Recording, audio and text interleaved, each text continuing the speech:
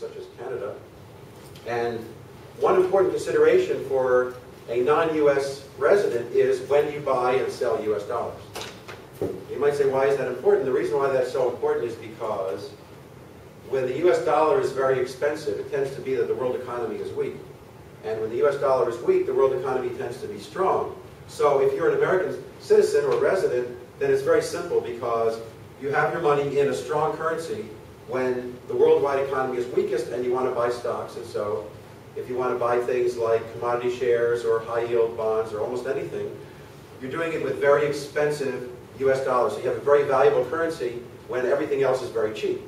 And on the other hand, when everything else gets very expensive and the market is near a high, the dollar is at a low, and so at that point you're selling, basically, the expensive things that you have, and you're buying very cheap US dollars, whether it's directly or TLT or almost anything that's a safe haven. You could even be putting it in the bank.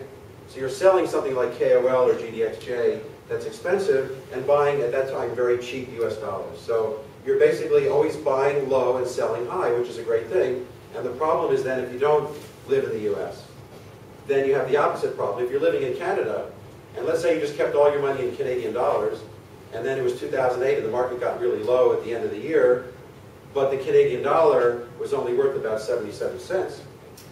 It had been $1.10 in November of 2007. So now you've got a very cheap currency. Sure, you can buy things like KOL or even Canadian tar sands producers, but you're using a very depressed currency to buy it, so you're losing a lot of the advantage of it because you just lost 30% on your currency.